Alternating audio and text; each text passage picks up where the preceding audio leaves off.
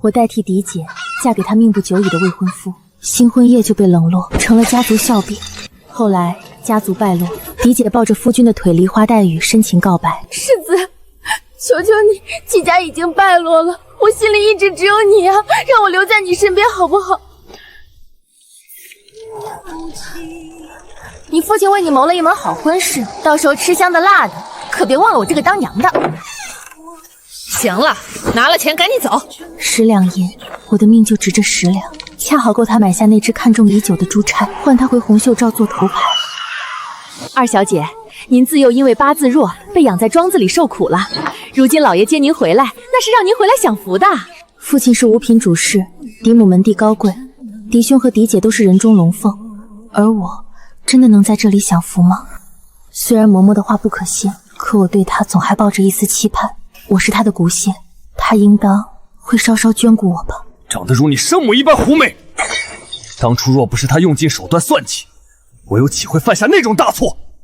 原来父亲跟生母院子里的那些客人没什么两样，一旦被发妻找上门，就把一切的错归咎到女人身上。哎呀，这勾栏瓦肆长大的，脸皮就是厚，把我手都弄疼了。姐姐为何打我？没有规矩，往后你姐姐教训你不可顶嘴。果然，好运从来不会眷顾我。记住，这门婚事是我不要才赏给你的，你能有这样的福气嫁进侯府，这辈子无论何时见我，都该给我磕10个响头。你若是被退回来，那便滚回你生母那儿。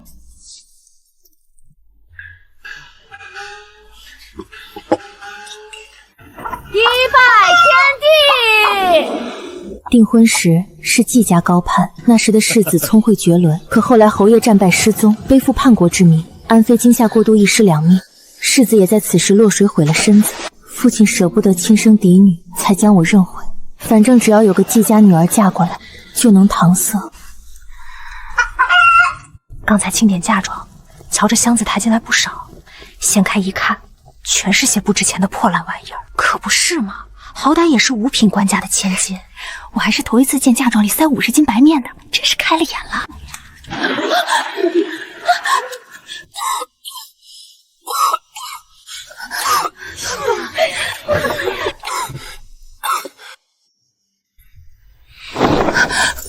侯府落魄，如今连个5品小官都敢拿个冒牌货来糊弄我了。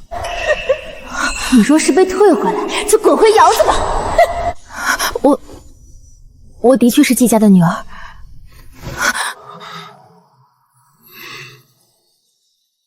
季家人打的？不是，嫡母和嫡姐为了让我能顺利出嫁，动手都很刁钻。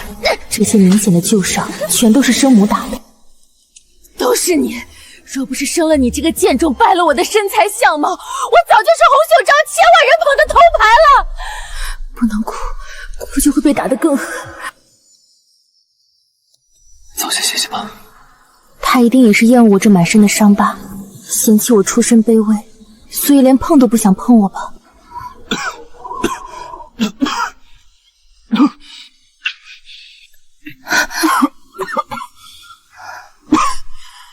吵醒你了，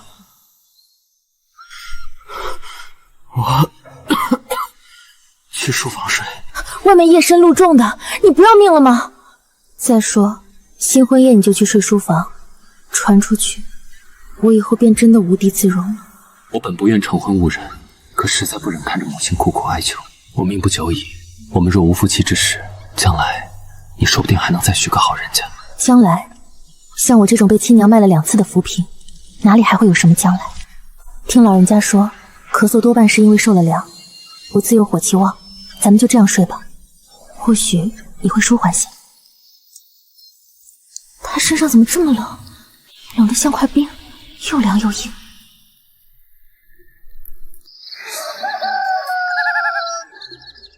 一觉醒来，已是日上3竿。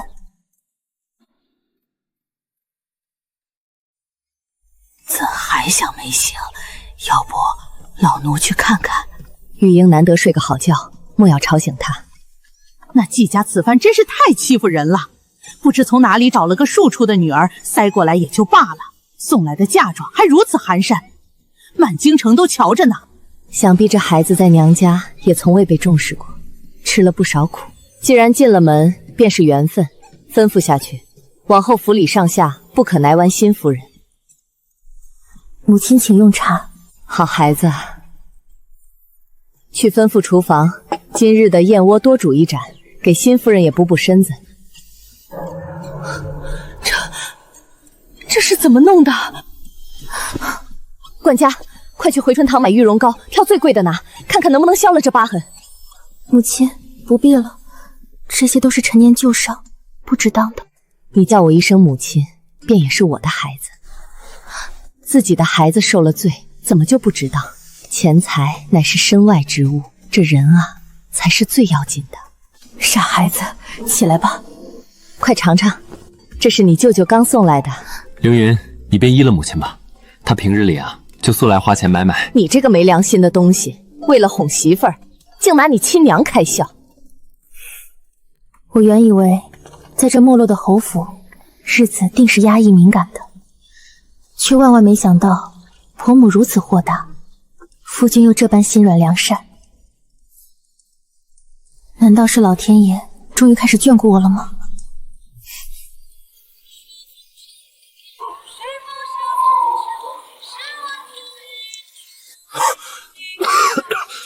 夫君体质特殊，睡不得热炕，否则便会流鼻血不止。每到入冬，他总是最难熬，就这样互相依偎取暖。这些日子，他夜里总算能睡个安稳觉，气色也渐好了些。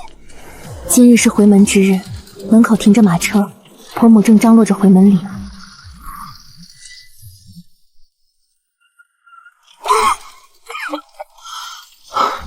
这青鸟是姻缘鸟，这簪子是顾母生重时陛下赐给她的。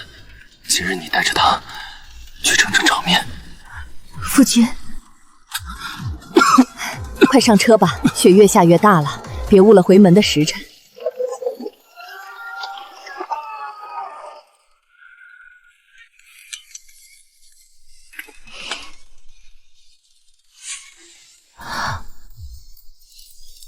这簪子哪来的？是夫君赠的。这簪子是公制，且仅此一件，贵重至极，那是嫡姐永远也接触不到的物质。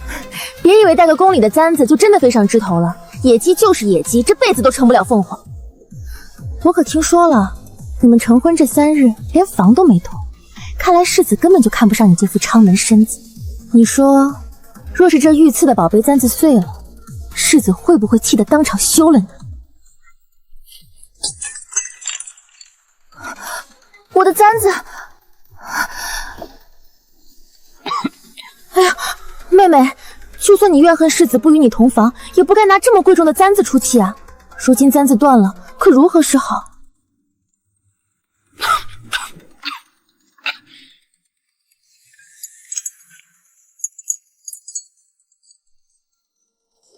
世子何时来的？世子千万莫要责怪妹妹，她自幼便缺乏管教，性子急躁了些，这才一时冲动摔了簪子。从前在继府，我不得不养她鼻息求生，如今我已外嫁，难道还要任由她这样欺辱？簪子就是我摔的，我的确心存怨怼，反正我跟世子还没圆房，这门亲事也不是不能商量，不如干脆把这错位争正过来，换姐姐你嫁给世子，如何？你威胁要送我回窑子，不过是暴露了你自己内心的恐惧，那我们就赌一赌，到底谁更害怕？当初两家定亲，侯府确实不知道季家还有位二小姐。按理说，这婚约原本就是定给我和大小姐的，现在改正错误，倒也还来得及。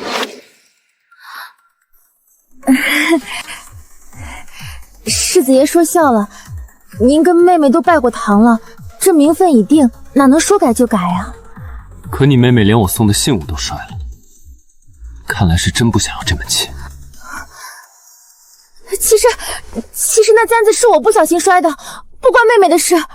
哦，既然是季姑娘不小心摔的，那季姑娘是不是该给我家夫人道个歉？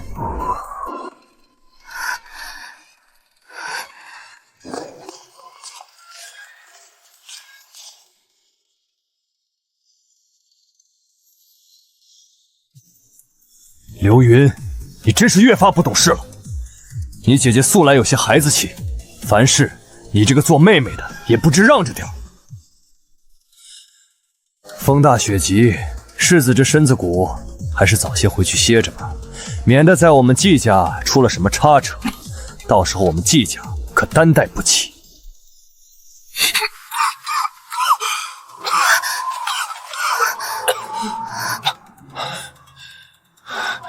季大人，这簪子可是陛下盛宠姑母时亲赐的玉物，若是摔了御赐之物，也能如此轻轻接过，传到圣上耳中，怕是会有人说季大人您教女无方啊。今日这事若是闹大，我定没有好果子吃。妹妹，对不住。罢了，既然姐姐认了错，那请姐姐将这簪子修复如初，还给我也就成了。毕竟这可是陛下赏的东西，容不得半点瑕疵。这断了的玉如何修复得了？这种绝世孤品，天下间本就难寻两块一模一样的玉，且断口处纹理已乱，根本不可能接回。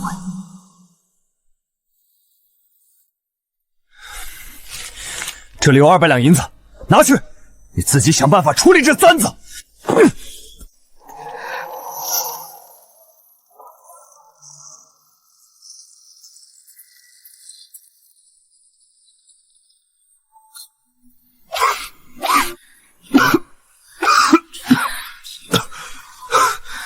你真是胡闹！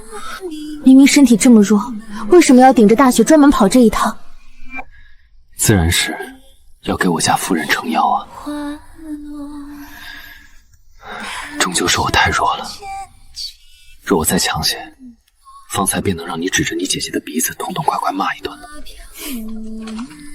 夫君能这般信我护我，比任何权势地位都让我欢喜。母亲，这银票您收着。给我做啥？这是你挣来的私房钱，自己拿去买些好吃的好玩的。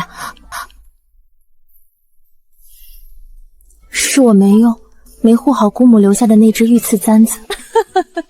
傻孩子，当年你姑母盛宠时，宫里赐下来的这些玩意儿不知带回来多少。这种宫内物品，平日里只能摆着看，既不能当也不能卖，根本换不了现钱。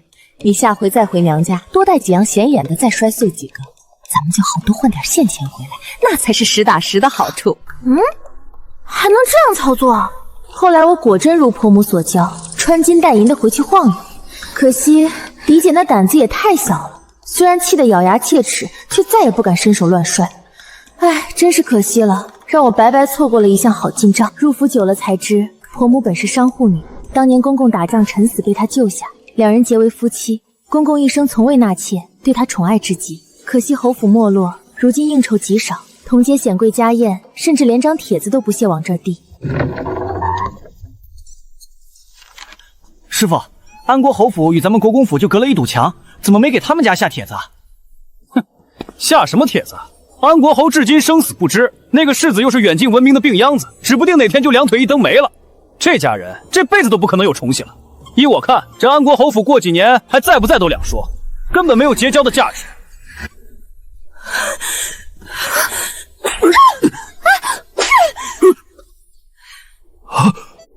我撕了你的烂嘴！我儿一定会长长久久的活着。夫人饶命，小人该死，小人嘴贱。滚！给我滚！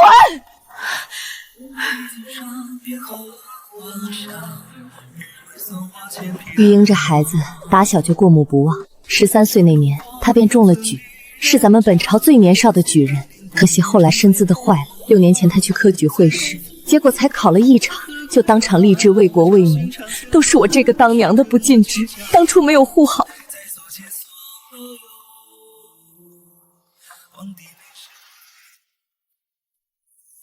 夫君每日手不离卷，只要身子允许，他便会提笔作文。那一刻的他，整个人都在闪闪发光。虽说金举人银进士中了举便有了做官的敲门砖，可夫君体弱，侯府又已没落，这京城里没人会为他铺路。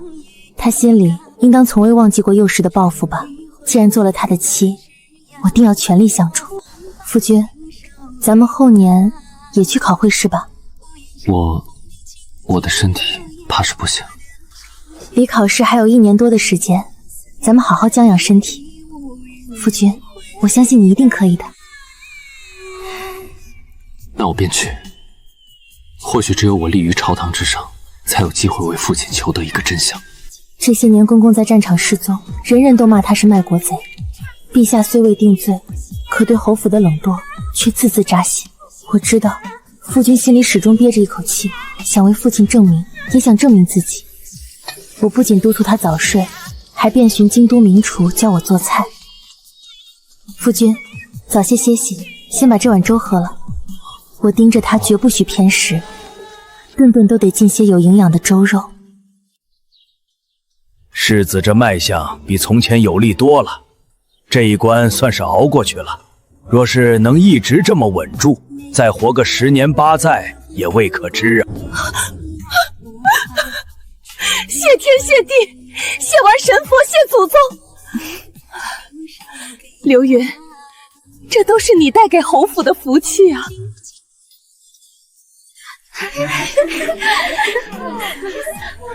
真是烦人的极。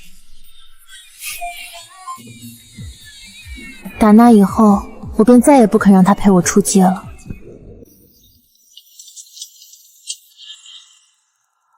这1年，我日日不敢缩懈地为夫君调理身体，而他也比从前更加拼命，所有的心思都放在了这一场3月底的会试上。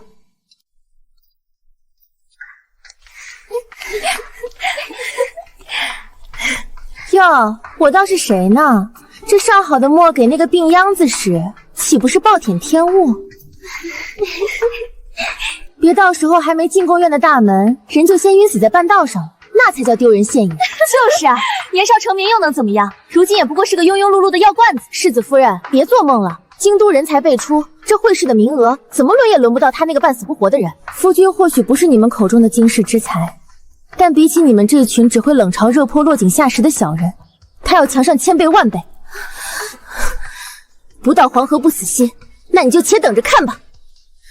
你应该知道，我正与赵家公子一亲，赵公子素有才名，只等他这次考上进士，赵家便会大红花轿上门提亲。纪凌云，你记住，你区区一个庶女，这辈子都别想越过我。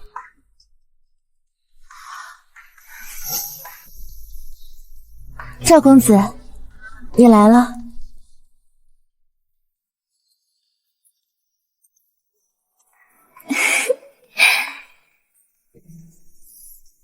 这姓赵的眼神真让人不适。果然，他一直都在嫉妒我。姐姐，比起你，我长得确实要美上许多，对吗？看好你的未婚夫，别总是让他盯着我这个已婚妇人看。纪凌云，你少在这儿得意！就算他考上了又如何？公公是个卖国贼，这种家世，他这辈子还能谋得什么好前程？你竟敢打我！打你怎么了？陛下尚未定侯爷的罪，你算个什么东西？也敢在这儿说三道四？你是觉得自己比陛下还英明吗？世子夫人这番话说得对，季姑娘，此番确实是你言行不妥了。列位判官，单说这京城里的一件新鲜事儿：严世子病恹恹，考科古晕在场，少天才落凡尘，变成一个大草包。说的真传神，那病恹恹的世子爷还妄想金榜题名，真是不自量力。可不是嘛，怕是还没进贡院的大门，就得先抬着出来喽。这帮碎嘴的市井之徒竟然如此编排你，不行，我要去给你讨个公道。流云，不必在意，世上多愚民，因此我们才要读书明理。世子，外头街头巷尾传唱的那些童谣，你难道都没听见吗？既然身体不好，就该老老实实在家里养着，你非要出来应试，还嫌季家跟着你丢的人不够多吗？哼，莫说你考不上，就算你真的侥幸考中了，以你父亲如今通敌叛国的这种情境，你以为陛下会给你什么好出路呢？父亲，旁人冷言冷语也就罢了，你也是圣贤书读出来的文人，怎能如此折辱自己的女婿？今日这番话，您必须跟夫君道歉。反了你了，还轮不到你来教训我！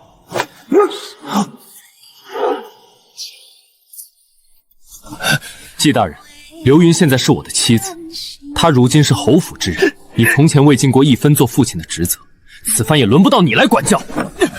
若季大人觉得丢人，大可对外宣称不认我颜玉英这个女婿。好，好，好，有种！我倒要看看你这个走两步都要喘的病秧子，究竟能不能撑着走出这科考场。对不起，你这般惊才绝艳的人，却因为要护着我，受父亲这般欺辱。父亲那些话，你千万不要放在心上，更不能因此影响了考试。我不觉得委屈，那些话也伤不到我。我只是在想，我这一日见到的继父尚且如此，夫人往前在那里不知受了多少委屈。我会考上的。我不需要什么扬眉吐气，我只盼着你能一展抱负，实现你心中的理想。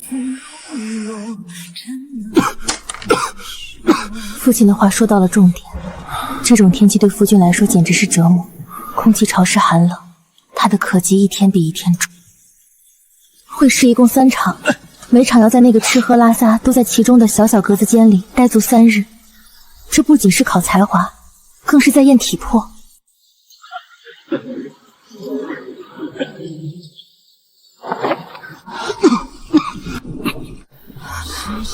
夫君，不若咱们算了，咱们回家，下回再考好不好？已经走到这一步了，若现在放弃，我岂能甘心？刘云，你让我去吧。乔见没？那位病恹恹的世子爷又来了，看这样子，怕是又要晕在格子间里喽。瞎折腾什么呢？守着那点侯府祖业又饿不死他，非来凑这热闹。嘿，或许人家不是真晕，是算准了自己考不上，提前找个借口吧。心若坚定，万物不可摧。夫人不必与他们一般见识。我许久没见他这般开心了。人生短短几十年，他若能求个无憾，我们便全力支持他。刘云，你做的已经很好，莫要觉得愧疚。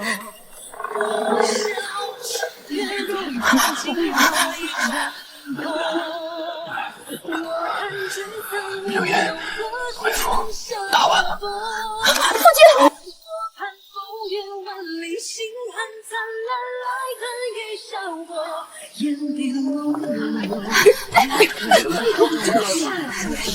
哟，这不是世子夫人吗？我可听说那日世子是被人嫁出来的，那副快断气的样子，考卷恐怕连一半都没答完吧？就凭他，你还妄想他能中？别做春秋大梦了。能嫁给一个短命鬼，已经是你这庶女8辈子修来的福气。姐姐如此笃定，那你的赵公子就一定能中吗？那是自然，赵公子的才名满京城皆知，高中进士那是板上钉钉的事。夫人出来了！舅舅，幸而有你，若非你这一路支持，我定不能高中。搞错了，一定是搞错了，我不信。别找了，你就算把眼睛看瞎了，那上面也不会有他的名字。慧远，颜玉英，慧远是颜玉英。颜玉英，颜玉英，这是我夫君，这是我夫君。颜玉英，夫君曾握着我的手，一笔一画将我们的名字并在一起。颜玉英，季流云。这不可能，他考试时都晕倒了，考卷根本答不完，他凭什么中慧远？这没人会怀疑他舞弊。侯府早已示弱，根本没有那种通天的本事，这宝是他拿命拼回来的。大小姐，奴婢已经反反复复找了3遍，没找到赵公子的名字啊。大小姐，奴婢已经反复看了3遍，确实没找着赵公子的名字。瞎了你的狗眼，再给我去找。姐姐，看样子我这进士娘子家的名头已经是板上钉钉了。姐姐你也要加油啊。母亲中了，夫君中了。第几名？慧远，夫君是慧远，竟是第1名。我儿真是太争气了，实在是太争气了。捷报！贵府严世子高中慧远。辛苦2位小哥，拿去喝茶。多谢夫人。这安国侯府真是不显山不漏水，竟出了个会员。咱们府上请了名师教导，都没出个进士，那位病恹恹的世子竟能拿头名。恭贺世子高中，这是我家大人的一点心意。严兄，恭喜高中，世子安好。恭喜安国公。瞧这些人的嘴脸，之前逼咱们如蛇蝎，如今倒是凑得齐。踩高拜低本就是人之本性，父亲以前教过我，当你爬得够高时，你就会产生一种错觉，仿佛身边全都是好人。可我们要始终记住，谁才是真正对自己好的人。这世上倾心待我之人，除了母亲，便只有你。无知爱妻流云。瞧瞧，还是要多会员的人，说起情话来真是一套一套。玉英中了会员，这么大的喜事儿，咱们得买点好东西庆祝一下。母亲，这太贵了。贵什么贵？你现在可是世子夫人，未来的进士娘子，这出门在外的牌面一分都不能少。掌柜的，连这套头面一起算钱。我早就知道我那女婿天纵英才，考前我还特意将他叫回府里，关起门来叮嘱了许久。从考场忌讳到答卷细节，那是一点都没落下。若无季大人这般悉心提点，想必世子也中不了这会员之位啊。正是，世子是千里马，那季大人您就是伯乐。那是自然，我那女婿对我向来是感激涕零，恭敬有加，事事都要先问过我的主意。他真是好厚的一张脸皮。父亲，刘云，你怎么在这儿？方才听父亲提起考前教导，女儿在此还要多谢那日父亲特意把夫君叫回去，劝他早日弃考，莫要在贡院门口丢人现脸。也亏得父亲那天那番狠话，夫君才被激发了斗志，这才能一举夺魁。刘云，你那父亲的脸也真是够厚，但你何须把关系闹得这么僵？他毕竟是你生父，可他从未将我当成女儿，哪怕是一丝曾爱过我。你与他是父女缘浅也不要紧，往后你便是我亲生的女儿，咱们母女缘分深着呢。孩子，别总把心事憋在心里，那些不珍惜你的人不值得你费心，往后有我陪着你。婆母，我只是觉得自己好像什么都做不好，总是惹得别人不开心。傻孩子，你已经做得很好了，是他们不懂得珍惜。老天爷，贤婿啊，你真是年少有为，前途无量。我早就看出你非同一般，将来必定大有作为。贤婿啊，你能有今天的成就，真是太厉害了，我早就料到你能行。我简直是开了眼，他这种睁眼说瞎话的本事，真是无人能及。接下来的殿试，你可得千万注意，以后进了官场，我也定会对你多加照拂。你我翁婿二人若是父子一心，定能在这京城大有所为。夫君才不会跟你这种人一心。其实，今日我过来是有一桩要紧事想与你商量。贤婿啊，你那侄儿青松实在是个让人头疼的孩子。何止头疼，5岁的孩子，成日里追着府里的猫狗到处跑，拔院子里的花草，还把书房的墨汁倒在砚坛里玩得满手满脸都是。嫡母宝贝这个金孙宝贝的跟什么似的，一天活蹦乱跳的，精力充沛的很。我想着，若能将青松送来侯府，搁在贤婿你身边亲自管教，那定能成器。亏他想得出，夫君身体这么弱，那个混世游王要是来了，还不知道要怎么折腾。刘云，你嫂子和母亲身体不好，你姐姐又还没成婚，唯有你和贤婿才是最适合管教她的。管教是假，恐怕是存了将来夫君在官场步步升蓝，让侄儿跟着受益的心思吧。若是一口回绝，外头少不得又要议论夫君刚考上就眼高于顶，不顾亲戚情谊，这简直是个烫手山芋。岳父，我这身体，夫君，恐怕是真的不行。快来人啊，请大夫！快，赶紧把世子抬回房间，快去请大夫，越快越好。父亲，你也瞧见了，夫君这身体状况，实在没有精力去教养青松，还请父亲另寻他法吧。永云，这没准养2天就好了，那教养的事儿再商量商量。父亲，我说了，夫君的身体要紧，天黑了，父亲要留下用晚膳吗？我现在就让厨子去采买些食材，应当还来得及。不必了，外嫁女都要靠娘家撑腰的，你现在胳膊肘往外拐，等以后被婆家欺负，可别求着为父给你出头。哼！你会吗，父亲？从前在季家，你任由嫡姐打我欺我，那时你又何曾为我出过头？你刚才真是吓坏我了，演得跟真的一样。刘云，夜里更深露重，今晚我想让你陪我在这多坐一会儿。还没用晚膳呢。你这身子骨，刚才那番折腾，当真没事？看来娘子不信，我这就抱你绕着内室走一圈，试试你就知道了。世子夫人，该用我。有什么用？闭嘴吧你！没眼力见的混账！若是耽误了我抱孙子，看我不见了眼皮！刚才手有点滑。这人平日里看着博学儒雅，叫起身来跟头酱牛一模一样。自那日之后，夫君书也不看了，一到点就催我熄灯休息。夫君，别闹，你身体还没好透。你夫君我身子弱，大夫说要避寒，娘子的手这么暖和，我当然得好好暖和一下。娘子，你便由着为夫吧。大夫，我儿这几日怎么样了？夫人尽管放心，这人呐，心情舒畅本就是长寿养生之道。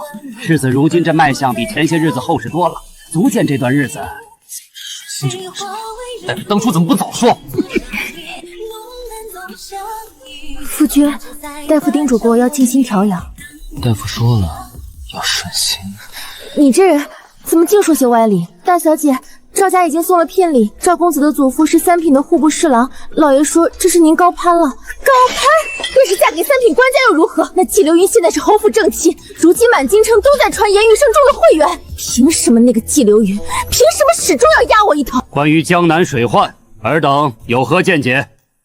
臣以为治水不在遮堵，而在疏溪。如今江南官吏层层克扣，好一个严玉英，朕钦点你为荆轲状元郎。这就是那位严世子啊，竟如此貌美。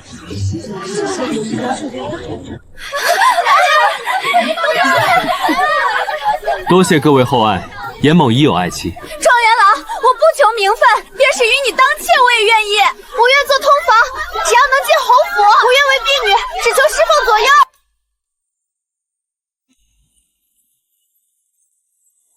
若非夫人悉心照料，我严玉英这条命早在1年前便没了，又何来今日风光？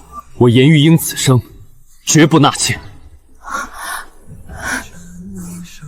好，这才是我的亲儿子，有担当。我何德何能，竟能嫁入这样的人家？自古3妻4妾再正常不过，这新科状元郎还是太年轻，过于迂腐了。今日当街法庭说他成婚1年多，府里还没添丁，这严家要断绝不成，到那时看他拿不拿。我听人说，那位状元夫人以前只是个一直被养在庄子里的乡下丫头，真没想到状元郎竟然还如此情深意重。若是老天垂怜，让我将来也能遇上这么一位夫君，别说当状元夫人了，便是跟着他吃糠咽菜，我也使得。我也想要一个像状元郎这样赤诚的夫君。这世上的男男女女所求之事实在是难以一致，也正因如此，夫君的这份赤诚才显得越发难得。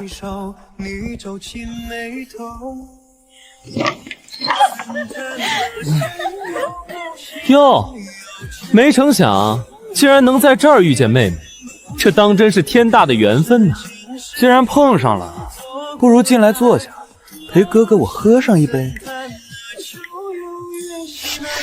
你躲什么呀？咱们2家很快就要成一家人了，何必这么见外呢？赵公子，大庭广众之下跟我儿媳拉拉扯扯，成何体统？赵公子，等您哪天真正把嫡姐娶进了门，再来唤这一声妹妹吧。上次夫君中会员，各府顶多派管家送礼，如今陛下钦点状元，这风向全变了。这意味着侯爷的事，陛下并不计较，夫君前途无量。好妹妹，我就知道你是个有福气的，以后咱们可得常走动。夫人过誉了，这些夫人从前压根儿不熟，如今个个叫我好妹妹，倒显得以前真是手帕交似的。一天下来，我脸都笑僵了。流云啊，这些是你嫡母特意嘱咐带给你的，里头还有一双她私藏的玉镯。你嫡母她是真想你了，你有时间多带女婿回府坐坐。这样拙劣的谎话，他说起来真是脸红心不跳。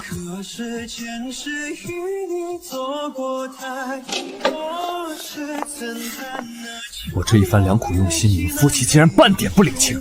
好，我倒要看看离了我的筹码，他一个病秧子能谋到什么好职位。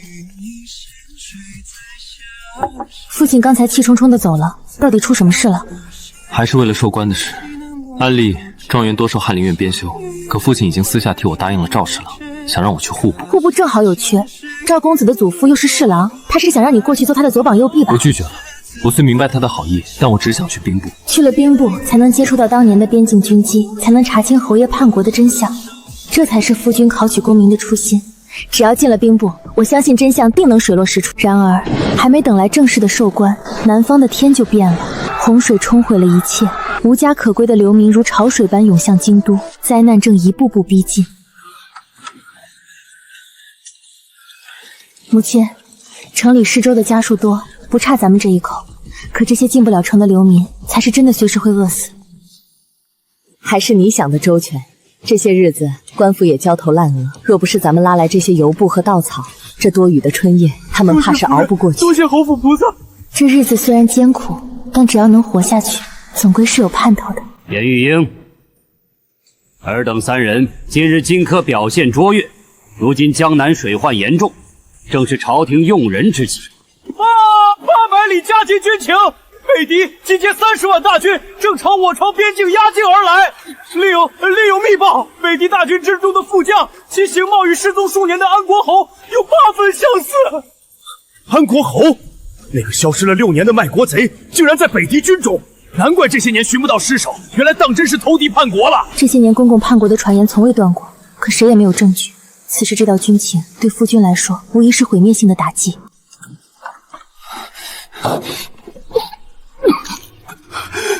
父亲，他绝不会叛国。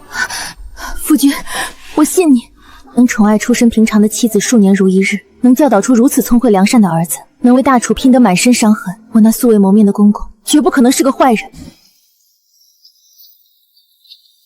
呸！卖国贼，全家都给拉去砍头！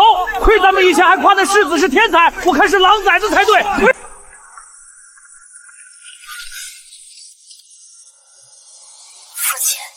刘云，听我的，快随我回府吧。你去跟严玉英求一纸和离书，我带你走。凭你现在的名声，离了这侯府，我定能再给你寻个更好的方居。上次那位赵家公子还特意托人说了，他心里可一。父亲，你当我是什么？是一个可以随意买卖、随意转赠的物件吗？我已经替嫡姐嫁过一次了，怎么您还想让我再替她嫁第2次？你若是怕被侯府连累，现在就大可将我剔出族谱，你我断绝父女关系好了。我这都是为了你好。如今侯府大势已去，你留在这儿只能是死路一条。我谢谢你，但我用不上。哎呦，我的鼻子！你这逆女！哎呦喂！怎么不直接撞死他？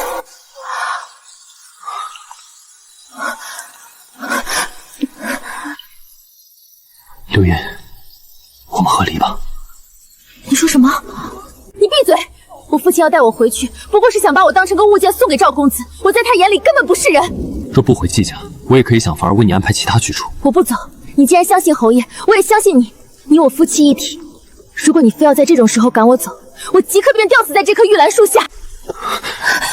刘云，这是你自己选的，往后你就算求我，我也不会放你走了。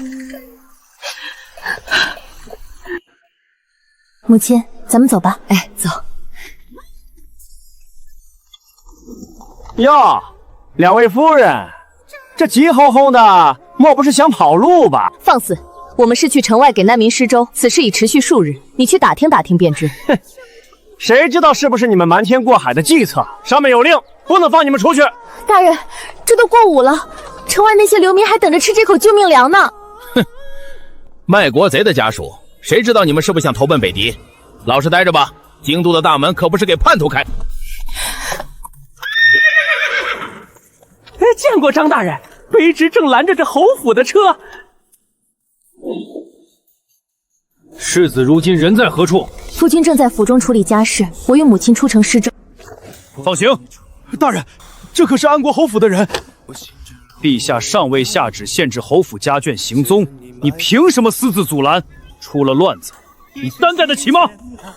夫人，世子夫人，如今边关不太平，城外流民众多，为了二位的安全起见，我会派几个兄弟随行，保护二位周全。多谢大人美意，恐怕是监视吧。不过只要能出城，也就顾不得这些了。这几天城内流言疯传，我本担心这些百姓会因为叛国传言而抵触我们。世子夫人，您别多心，外头那些闲话我们才不管。就是，谁给我们饭吃，谁让我们有个遮风挡雨的地方，谁就是我们的救命菩萨。纪凌云，都这种时候了，还在外头做这些表面功夫，难不成你以为是几碗稀粥就能洗清安国侯卖国的罪名？你父亲考上状元又如何？命都快保不住了，你拿什么跟我比？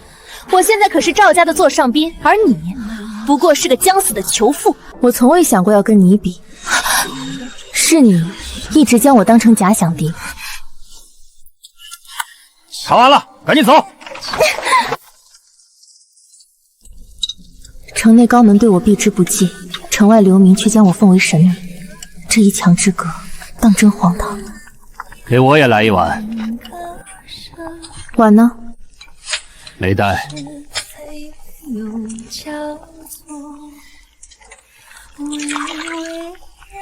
拿好了。放肆！你好大的胆子，竟敢给我家老爷用这种破！爱吃吃，不吃拉倒。一看你们就是不缺吃喝的贵人，何苦跑这儿来跟难民抢这一口嚼头？樊老，我就尝一口便可。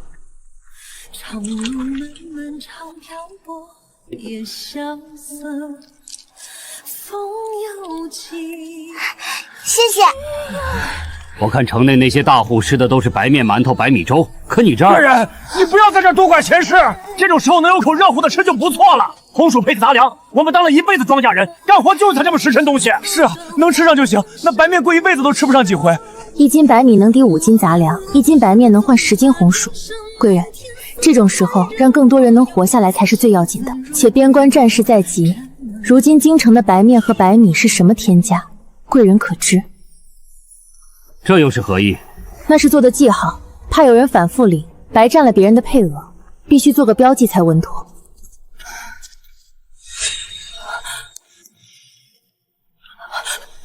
拜见。人多眼杂，不必多礼。原来他竟然是当朝陛下，我刚才对他那种态度。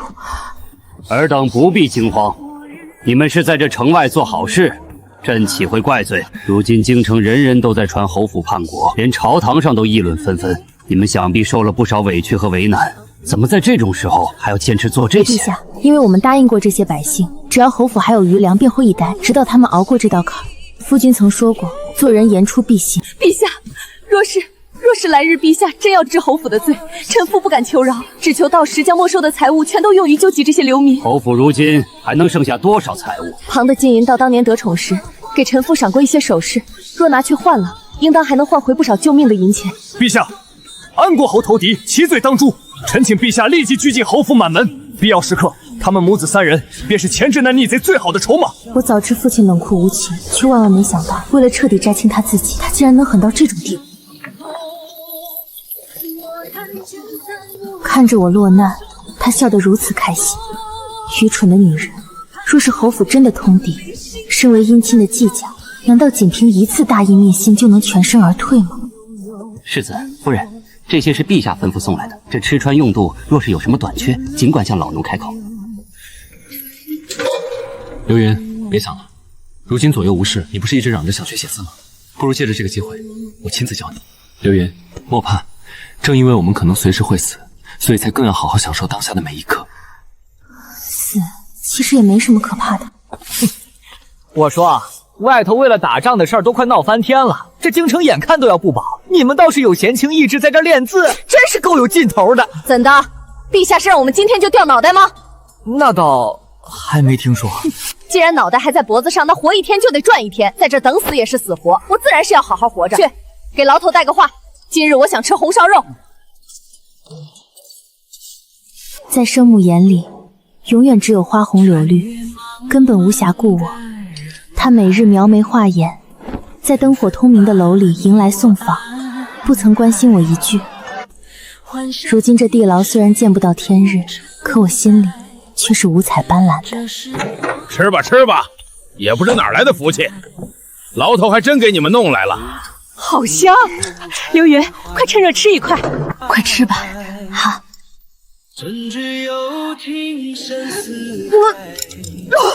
流云，你怎么了？快叫太医！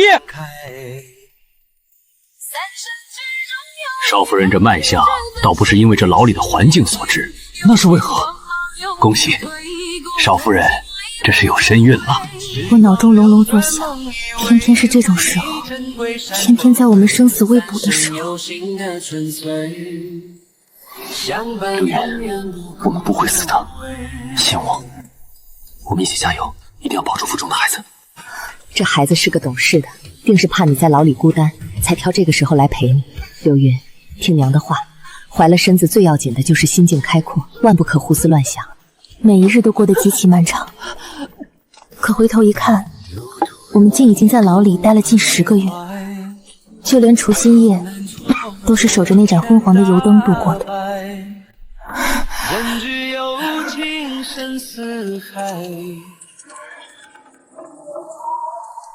这一日终于到了，羊水破了，偏偏是现在，我的孩儿，你今日究竟是来赴死，还是来求生？快来人，将世子夫人抬出去，去请太医，去传稳婆。是。安国侯严氏身衔北狄，假意降服，受尽酷刑而不改其志，趁敌内患，密传北狄布防全图，诛我大厨里应外合，歼敌30万。严氏一族满门忠烈，即刻赦免。30万，举北狄全国之力，公公有过目不忘之能，只看几眼便能画出布防图。公公，你果然没有背叛大厨。生了，是个漂亮的小小姐。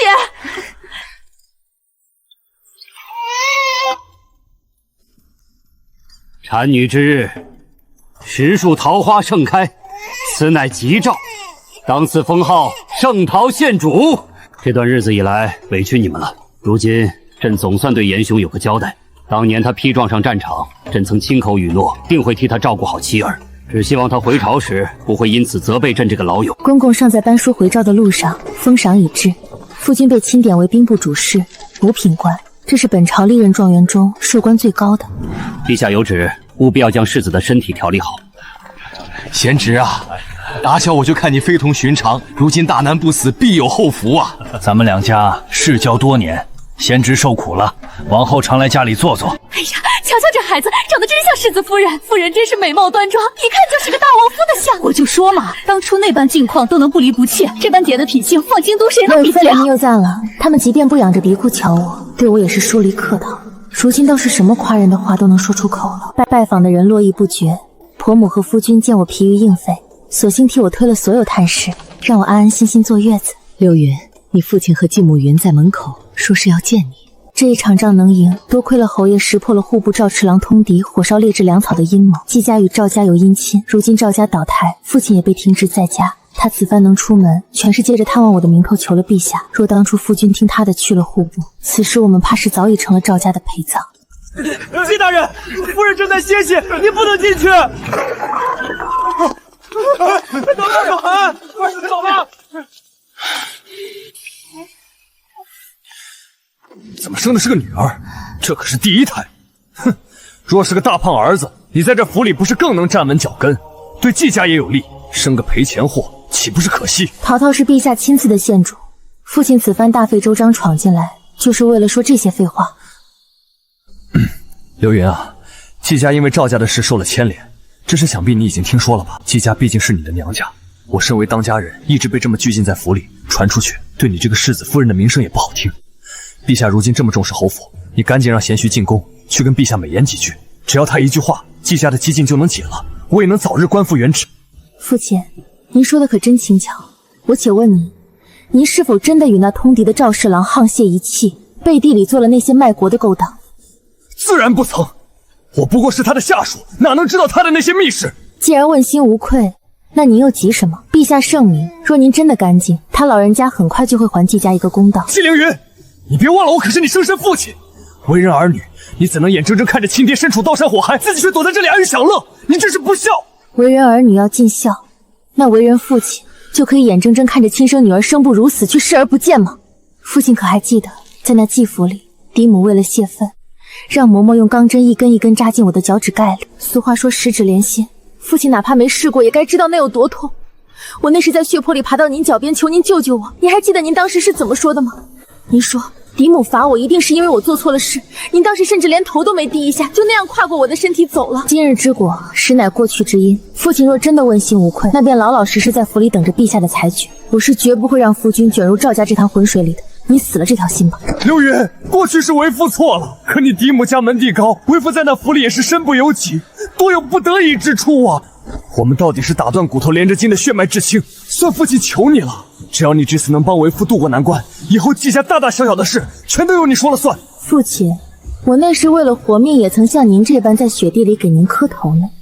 那时候您帮我了吗？能入季家也是8辈子修来的福气，受点委屈也是你该受的。对外我是你季大人的女儿，可对内呢，在那季府里，我连个烧火的粗使丫鬟都不如。明明是他自己管不住自己，才让我这种身份尴尬的人来到世上。可最后，凭什么所有的恶意和苦果都要由我来承担？季凌云，你少在这装可怜。若没有季家，哪有你今日的风光？当初要不是我把这世子夫人之位让给你，你现在还不知道在哪个泥潭里打滚呢。这是你欠季家的，你这辈子都还不清。父亲，你闭嘴！你这逆女，怎么跟你妹妹说话的？要不是你从前刁蛮任性，在府里一直欺辱你妹妹，咱们季家何至于走到今日这一步？你现在就给你妹妹磕头道歉，快点！放开我！我绝不会低头认错，死都不可能！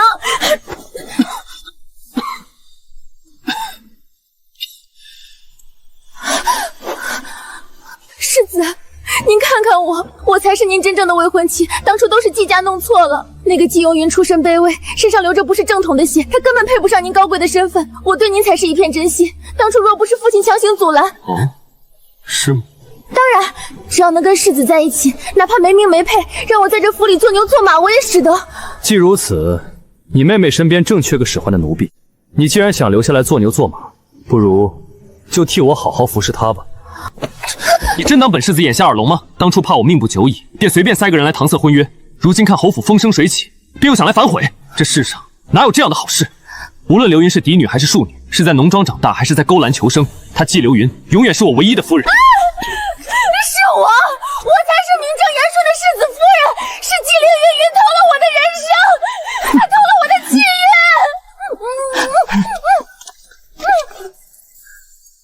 幸而是你流云，若是当初换了她嫁过来，就她那种心思，恐怕我都熬不过婚后的第一个冬天。我一直怕他会嫌弃我的出身，怕他心里终究存着芥蒂。可他刚才那句话，将我积压已久的万千忧虑，在那一瞬全都化开了。流云，在这安国公府，你只需做你自己，明白吗？夫君，我明白了。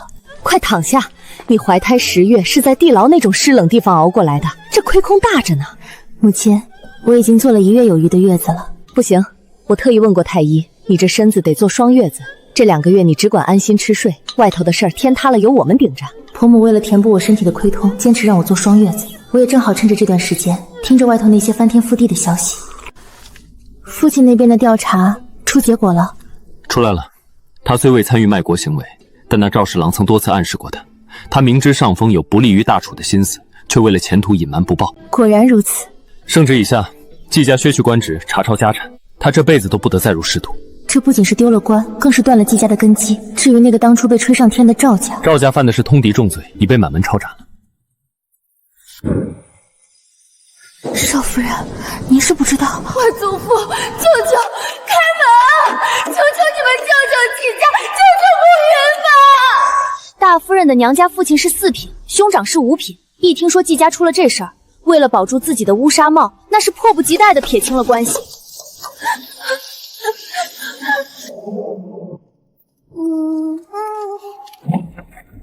那季家倒了也就倒了，当初咱们门第虽比不得他家，却也不能看你在这受这等阴杂罪。当初季家被封，若不是我求了这纸休书，如今怕是……走吧，跟哥哥们回去。这季家如今众叛亲离，这闹鬼的破哀子，多待一刻都折寿。嫂子这些年没少受嫡母蹂躏，连儿子都被惯得不成样子。好在他的兄长们有情有义，不仅接纳了他，连那刁蛮的侄儿也一并收留了。严兄此番忍辱负重，里应外合歼敌30万，乃大楚之功臣。传朕旨意，安国侯严氏忠勇无双，特进为安国公，朕意让严兄继续执掌大楚兵符，统领全军。严兄以为如何？老臣多谢陛下厚爱，然臣已年迈，在北狄那阴冷之地被伤了筋骨，落下一身残疾。也罢，朕依了你。公公立了这么大的功，如今正值盛年，为何偏偏在这个时候拒绝执掌兵符？父亲这番操作也是不得已。刘云，你听听外面，民间现在编了无数童谣歌颂他，说他换得大楚30年太平，声望如此之高，若继续手握兵权，难免会让陛下忌惮。如今边关无战事，与其在刀尖上行走，倒不如退居府中享受天伦之乐，才是保全严家的长久之计。侯爷此番平安归来，全靠圣上隆恩眷顾，咱们严家总算是守得云开见月明，苦尽赶来了。轻松自在了不少，看着足足年轻了好几岁，浑身上下透着舒心光亮，再也不见往日半点愁容。你听说了吗？那安国公府的少夫人根本不是季家嫡亲的二小姐，那她是谁？说是以前在那勾栏红袖招里待过的，是个青楼女子。然不知从哪一天开始，百姓间有了流言，说我不仅不是名青楼女子，说的有鼻子有眼的，想来也知道这到底是谁的手笔。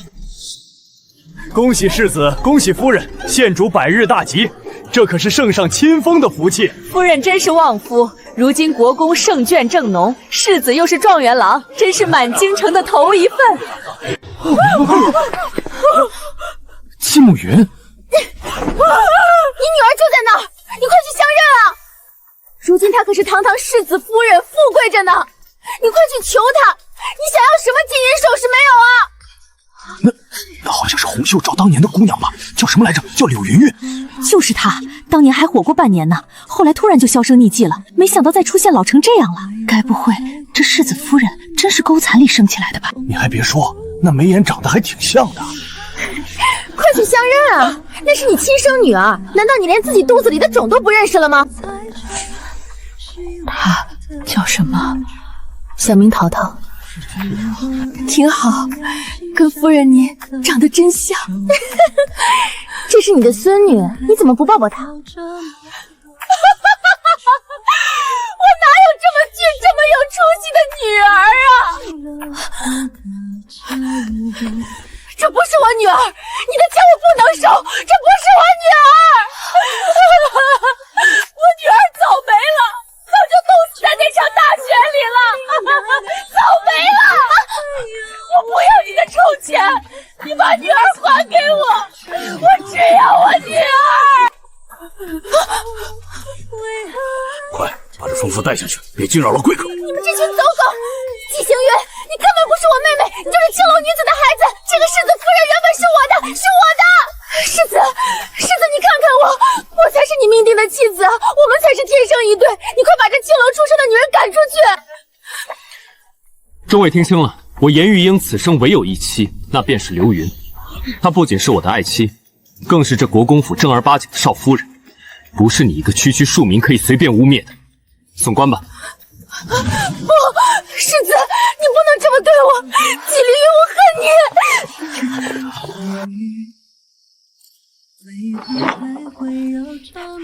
世子夫人混得真不错，嘿，不愧是我生的女儿，就是有出息。为什么在那时候没有当众拆穿我？因为那个叫淘淘的小丫头，长得很像小时候的你。世子夫人，这府里一定藏了不少好首饰吧？快带我去挑挑！我今天可是帮你顶住了这么大的雷，你可千万不能跟我吝啬啊！我真的很想问问他，你爱过我吗？哪怕只有一点点，像一个正常的母亲爱孩子那样，像我爱淘淘那样。一会儿我会吩咐婢女带你去库房，你自己选吧。好极了！这下我看谁还能争得过我柳云云。夫君给生母寻了处像样的宅子，又配了2个使唤婢女，她的一应吃穿用度全部由国公府开销。柴米油盐合计862两。这一年竟花了这么多，这粗劣的针脚，一看就是她自己亲手绣出来的。小时候我也曾无数想要一个母亲亲手缝的荷包，可那时候她整日忙着梳妆打扮去迎客，从来没有耐心碰一下针线。嫡姐在牢里被关了整整2年，那日从牢里出来后，她依不到人家，根本嫁不出去。最后她竟去了洪秀照，因为她是官家小姐出身，倒是吸引了不少恩客。可她终究还是活成了自己最看不起的样子。夫君在兵部历仕多年，30出头便做了兵部侍郎。新皇继位后，他又调任户部尚书，理清了多年烂账。再后来，他兼任太子太傅。45岁那年，他终于被擢为一品才反，我也被封为一品诰命，与他同受圣恩。他的咳疾始终未能痊愈，夜夜要搂着我入睡才能得安稳。我们育有2子2女，如今孙辈已有15人。他实现了当初状元及第时的誓言，一生从未纳妾。永云莫怕，我随后便来陪你。来世咱们还要做夫妻。